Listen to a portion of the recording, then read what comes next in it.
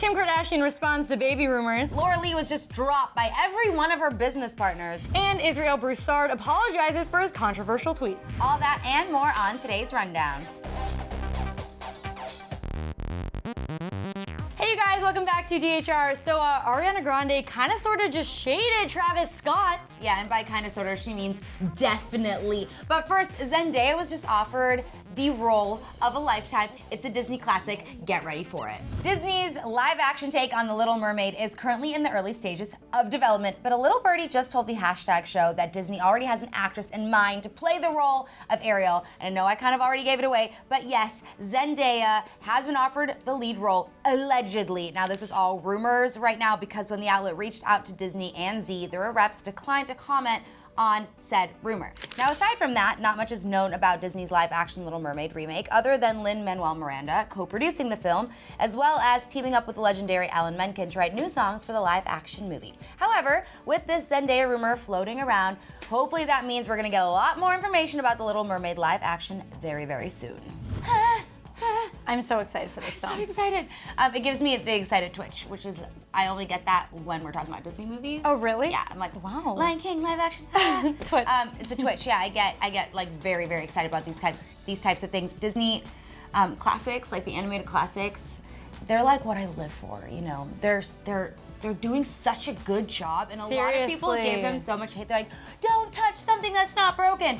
But they have really surprised all of us by doing such an incredible job with the movies that have come out so far. Seriously. And I'm really excited. I think that the possibility of having somebody of color play Ariel means that like King Triton could also be somebody of color. And it would be really cool to kind of have this like very like diverse feel to The Little Mermaid because there's so much possibility there. Oh, absolutely. Also, like we all love Zendaya, so I'm so excited. She can do no wrong. Oh, for sure. So I hope this rumor's true. I would love to see Zendaya be The Little Mermaid. Also, I remember when I first heard news of The Little Mermaid being a live action film, I'm like, how are they gonna do all of the underwater scenes? It's Disney. I just want to know, because that was my first thought. I'm like, there's no way. Well, okay, this is what they're gonna do. They're gonna like buy an ocean, all right, like part of an ocean. Cash. Yeah, cash for sure. Come on, it's Disney. How embarrassing is it for credit? They're gonna buy part of an ocean. They're just like shut it down. And be like, we're filming here now, all right? It's our ocean. It's our ocean because we gotta make the greatest live action movie ever. It could be Walt Disney Sea. That did not work. I really had no idea where you were going with that. I tried. So earlier this week, we got some baby rumors going around about Kim K, about her having her fourth child, but she has finally responded. Earlier in the week, Us Weekly reported that Kim and Kanye were already ready and planning for their fourth child, but it looks like that's not the case.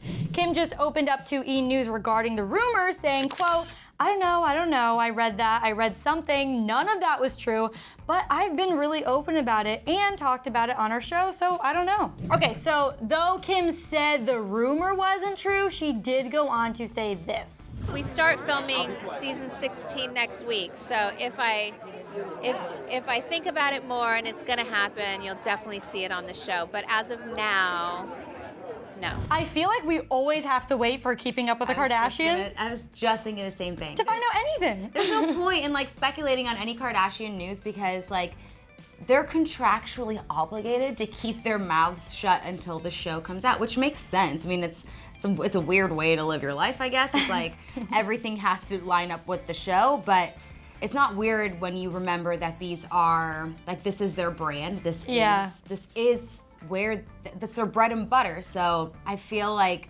it sucks for us because we never know what's actually happening until the episode of Keeping Up with the Kardashians. I know, and I wish it was like a live episode every week, but this was filmed months ago. Right. So we have no idea what happened months ago, and Kim's like, I guess you'll have to wait and see. Yeah. Which isn't really a no or a yes. So though she said the rumor was false, she's not exactly saying that they're not having a fourth child. Right. So I guess we'll have to keep up with the Kardashians. You are on a roll today.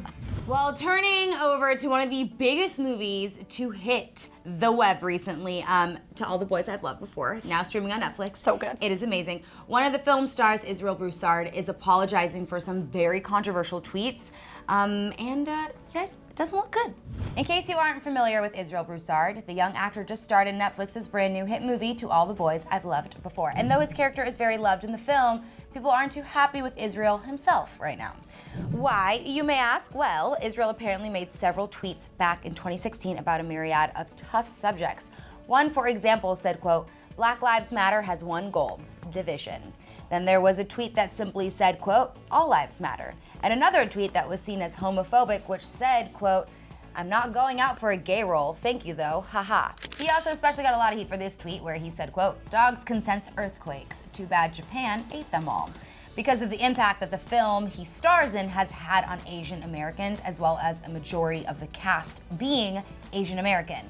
He's also liked tweets that implied that Sandy Hook was staged, a tweet that supported building Trump's wall, another that supported Border Patrol for refugee children, and also liked a series of anti-Muslim tweets. So yeah, it's safe to say that people are pretty upset. The tweets have now been deleted, and it appears that he has unliked the controversial tweets as well. Plus, he has also issued an apology that said, quote, "I am deeply sorry for my inappropriate and insensitive words and likes on social media. I take full responsibility for my actions and I sincerely apologize. This has been a pivotal life lesson for me and I am dedicated to becoming a more informed and educated version of myself."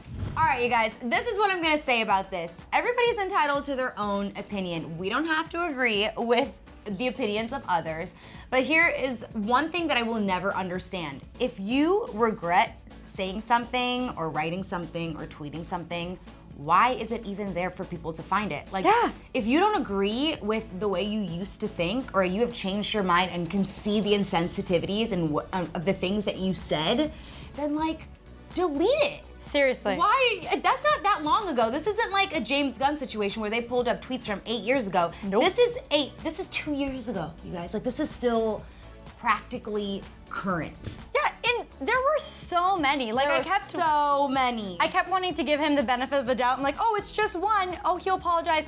And then there were just several. And then tweets he liked. And I get it. I'm happy he apologized, but at the same time, it felt more of a PR move as opposed to him being genuinely sorry. Because again, these tweets were from 2 years ago. Yeah. Love his character. Love the movie. The movie is so good. I think that's the most disappointing part about all of this, is because it has done such like wonderful things for representing Asian Americans in movie and TV, and like right now is such a great time for that. We have Crazy Rich Asians coming out that literally has like almost a 100% on Rotten Tomatoes, and people are like, this is awesome, like representation all around. Yeah. And then there he goes, like one of the stars of one of those like huge properties right now. I just feel like it doesn't make any sense to me, and I feel like his team really should have done some serious damage control. If I'm also giving him the benefit of the doubt that he doesn't really truly believe I hope things. not.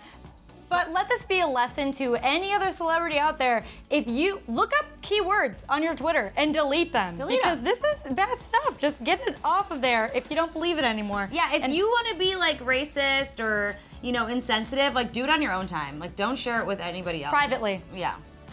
Or not at all. Yeah, well, preferably, but some people you just can't help, you know?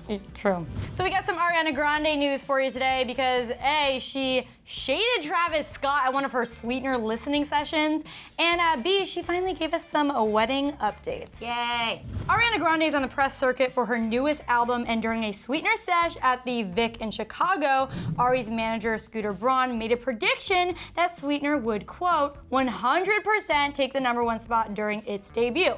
In response to that comment, Ariana said this. 100%. We got 3 days left. You don't know what Travis can pull. We have 24 hours left that I can tell you now. It's certain. Yep, that was Ariana responding to Scooter's prediction of her album going to #1 and saying, quote, "We got 3 days left. You don't know what Travis could pull." And obviously, Ariana was alluding to Nicki Minaj's recent claims about Travis Scott. Just last week, Nicki doubled down on her accusations against Kylie Jenner's man, saying that Travis had more than just a little bit of help grabbing the #1 spot for his latest album, Astroworld. So that came as a result of Travis holding on to the #1 spot for 2 weeks in a row, and of course beating Nicki's album Queen. So Nicki Nicki went as far as to claim that Travis used his girlfriend and their daughter Stormi to get the word out about his music, and also was using his merchandise and ticket bundles that helped skyrocket his album sales as well, because I guess it like came with an album. But moving on to other Ariana Grande news, our girl just went on Good Morning America and gave us a major update on her and Pete's wedding date. I'm gonna cry. I'm just so excited. But like, it's sick. It's really fun. But no, it's not soon. It's gonna be like next year. This was 100% shade thrown at Travis Scott, because we all know Ariana and Nicki are like good friends. They've collabed a number of times. They're both on each other's brand new albums. For sure, they're tight. So I really think this definitely had to do with Nicki Minaj's claims that she made just last week. But I'm surprised that she said something. I also don't think she knew that there was a camera catching her in that very moment, though. Right. Can I just be honest right now? I feel like, okay, Nicki's entire, the way this argument all started was like Nicki saying that the only reason he's getting this much album publicity is because of Kylie and their baby and how much they've been in the news. Which like could be true, but like in the sense that they, you know, he might have brought in a different type of fan base that didn't like his music before or like younger or whatever. I'm gonna be honest with you, like that's really my biggest introduction to Travis Scott. But I'll tell you right now that I love Travis Scott's music. Like after being like, huh, interesting, and I was actually with my boyfriend was like, oh, this is Travis Scott. And I was like, wait, it is? And I was like, wait, Travis Scott, Kylie Jenner, like it all made sense to me. And I was like, oh, interesting. I really hadn't even explored his music. And this was a while ago, but I loved it. And I've listened to him religiously ever since. So I don't think it's a bad thing. I don't like that this is making it seem like it's a bad thing, because in order to be popular and famous, in order for people to continue buying your album, they have to also enjoy your music. They're not buying your album because of Kylie Jenner. They're finding out about you maybe because of Kylie Jenner, but he already had a huge fan base before that. So I just feel like to a lot of people right now, I feel like it's very unfair to Travis Scott, because I feel like he's not getting the credit that he deserves. You guys, this album is like, it is rad. It is so good from beginning to end. These songs on Astroworld are incredible. So I hate all of this. I hate that he's getting so much. Like and Nicki's album came out, Ariana's album came out. Like we love them so much. Obviously, like I'm obsessed with Ariana Grande. So it's like, I want them, you know, I want them to have like great openings, and I also want that for other musicians too. Yeah, everyone just needs to support each other. Yeah, honestly. I just went on a very emotional rant. I'm really sorry. You love Travis Scott. I do. Well, in the YouTube news that never ends, Laura Lee has been dropped by every single one of her business partners. Surprise, surprise. Even though Laura Lee apologized for a racist tweet that she sent out into the Twitterverse years ago, it seems as if people aren't buying her apology. It's being reported that Laura is losing out on all of her business deals ever since that 2012 tweet was brought back to everyone's attention. According to The Blast, Ulta Beauty has cut all ties with Laura and her beauty brand. A spokesperson for Ulta told The Blast that, quote, "We have decided not to move forward with the launch of Laura Lee Los Angeles. Ulta Beauty values equality and inclusivity in all that we do." But that's not all, you guys. BoxyCharm, a subscription service business that collaborated with Laura in the past, has also cut ties with her, but not before the company's CEO posted a video on Facebook condemning her past words. A sunglasses company by the name of Diff Eyewear revealed on Monday that Laura's products were no longer available on its website, and they responded to customer complaints by saying, quote, "We've taken this issue very seriously and do not support the comments that were made. At this time, our peachy frames are unavailable for purchase. Thank you for understanding." And perhaps one of the biggest drops and losses for her was her longtime collaboration with Morphe brushes. Yeah. If you're a beauty person, you understand how iconic that brand is. I love Morphe. She went to beauty school. But it is actually very sad, because that's when beauty bloggers were becoming big and the pioneers were setting the stage.